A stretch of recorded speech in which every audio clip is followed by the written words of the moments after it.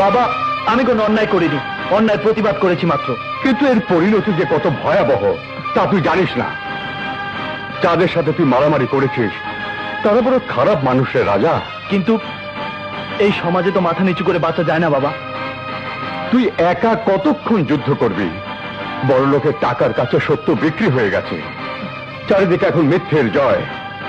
আমরা গরিব, আমাদের অনেক কিছুই শোভা পায় না। প্রিয়া নামের যে মেয়েটিকে তুই ভালোবাসিস, সে ভালোবাসা একদিন কাল হয়ে দাঁড়াবে, কারণ তুই একজন গরিব ড্রাইভারের ছেলে। বাবা, প্রিয়ার ইচ্ছাই তার সাথে আমার ভালোবাসা হয়েছে। সে যদি না চায় আমি অধিকার খাটাতে যাব না। তবে সে যদি আমার কাছে আসে আমি তাকে ফিরিয়ে দিতে পারবো না। যুগের প্রয়োজনে আমি প্রতিবাদ করতে বাধ্য হয়েছি। হ্যাঁ?